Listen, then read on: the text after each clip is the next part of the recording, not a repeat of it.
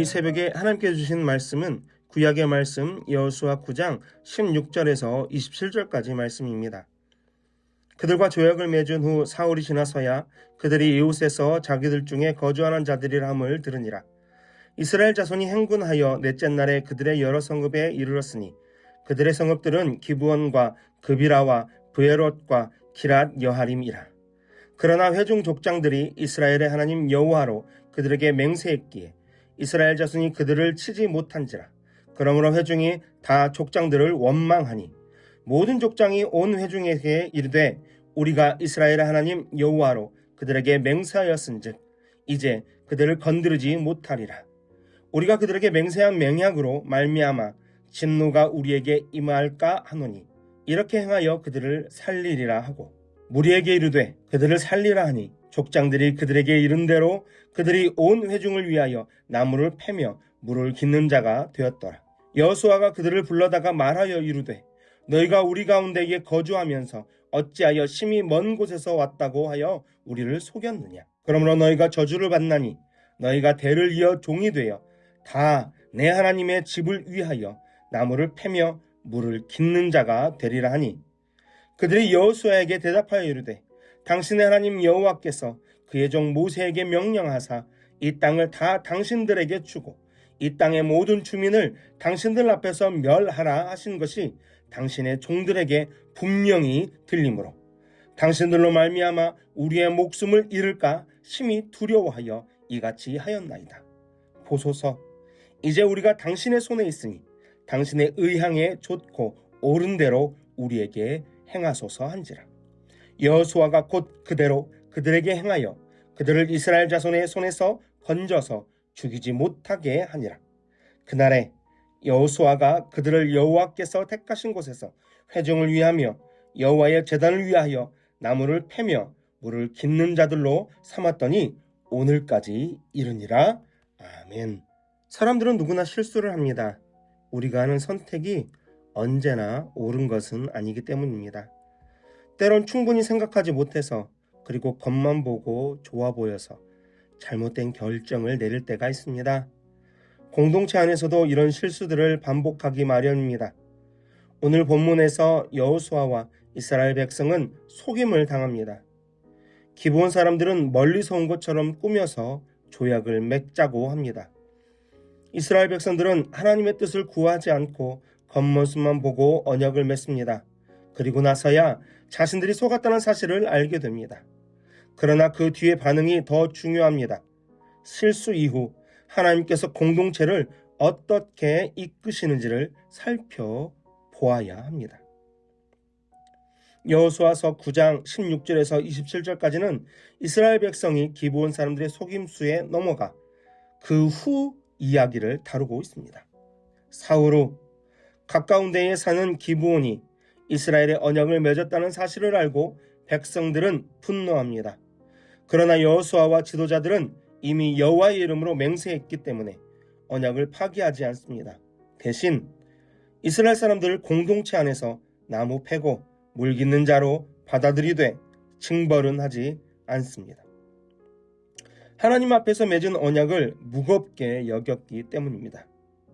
왜 이런 실수를 이스라엘은 하게 되었을까요? 본문 14절에 이렇게 기록되어 있습니다. 무리가 그들의 양식을 취하고는 어떻게 할지를 여호와께 묻지 아니하고.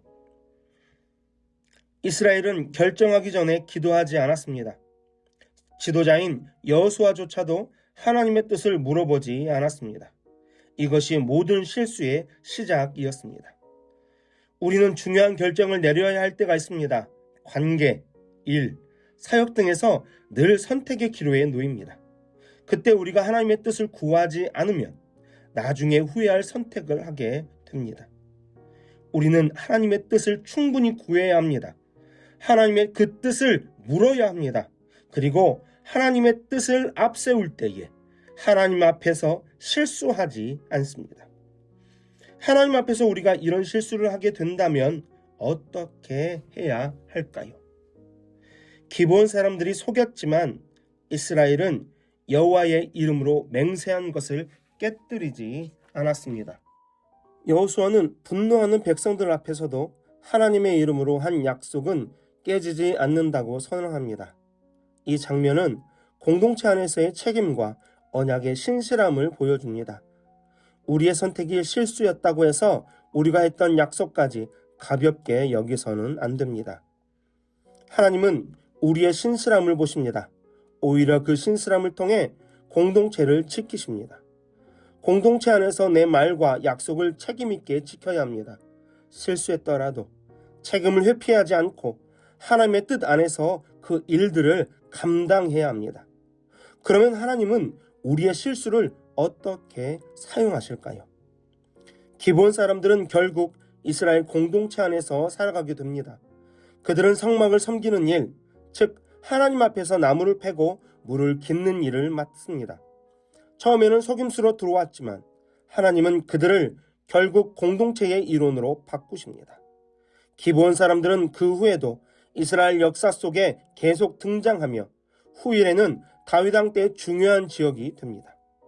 하나님은 우리의 실수까지도 공동체를 세우는 재료로 사용하십니다. 하나님은 모든 것을 합력하여 선을 이루시는 분이십니다. 우리가 회개하고 신실하게 반응할 때 실수조차 은혜의 도구가 됩니다. 우리는 공동체 안에서 실수하는 사람에게 어떤 태도를 보여야 합니까? 실패와 실수를 하나님의 손에 맡기며 다시 공동체를 세워가야 합니다. 우리는 중요한 때마다 하나님을 구하고 있습니까? 공동체 안에서 내가 실수했을 때 회피하지 않고 책임지고 있습니까? 내가 잘못한 사람에게도 은혜를 베풀며 함께 살아갈 수 있습니까? 하나님은 완벽한 사람을 통해서가 아니라 하나님을 경외하는 사람을 통해 공동체를 세우십니다. 우리가 실수했을 때라도 회개하고 약속을 지키는 신실함이 공동체를 보호합니다. 기브온 사람처럼 공동체 안에 들어온 연약한 이들을 품는 공동체가 되길 소원합니다. 오늘 본문은 단지 실수하지 말라는 교훈이 아닙니다. 우리는 언제나 실수할 수 있습니다. 하지만 하나님은 우리의 실수를 통해 공동체를 보호하시고 언약한 자를 포용하게 하시며 더 큰 신실함의 길로 인도하십니다. 기브온 사람처럼 우리도 자격 없지만 하나님의 공동체 안에 들어온 은혜를 입은 사람들입니다. 그러니 우리도 연약한 자를 품고 신실함으로 공동체를 세우는 사람이 됩시다. 함께 기도하겠습니다. 실수 가운데서도 공동체를 지키시는 하나님, 사랑과 자비가 풍성하신 하나님 아버지, 오늘도 말씀을 통해 우리의 삶을 비추어 주시니 감사드립니다. 여호수아와 이스라엘 백성이 기브온 사람들의 속임수에 넘어가고도 여호와의 이름으로 맺은 언약을 지키며 공동체를 보호했던 그 신실함을 우리가 오늘 새롭게 마음에 새깁니다. 하나님, 우리도 살아가며 얼마나 많은 실수를 저지릅니까? 충분히 기도하지 않고 결정했던 순간들, 내 판단이 옳다고 여겼던 그때가 결국 후회의 자리가 되었음을 고백합니다. 그러나 하나님, 그 실수 속에서도 공동체를 무너지지 않게 하시고 오히려 회개와 책임 그리고 사랑으로 다시 세울 기회를 주시는 은혜를 찬양합니다. 하나님, 우리가 맺은 약속을 가볍게 여기지 않게 하시고 공동체 안에서 내가 한 말과 행동을 책임지는 사람 되게 하옵소서. 실수했더라도 피하지 않고 신실함으로 다시 서서 공동체를 위한 믿음의 결정을 내릴 수 있는 성숙함을 허락하여 주시옵소서. 실수를 두려워하기보다 실수 후에 어떻게 반응할 것인가를 고민하게 하시고 공동체를 향한 사랑과 헌신이 더욱 깊어지는 회복의 여정으로 우리를 이끌어 주시옵소서. 하나님께서 주시는 신실함으로 깨어진 자리에서도 하나님의 나라를 세워가게 하여 주시옵소서. 이 한 주간도 우리 영림교회 성도들을 일터 위에 복을 내려주셔서 하나님이 주시는 일용할 양식을 풍성히 거두게 하여 주시옵소서. 사랑하는 내 가족과 자녀들이 예수님께서 부르시는 음성을 듣고 오직 한 분 하나님만을 예배하며 하나님께 순종하며 살아가는 믿음의 삶을 살게 하여 주옵소서. 육신이 연약하여서 낫기를 간구하는 환우들이 있습니다.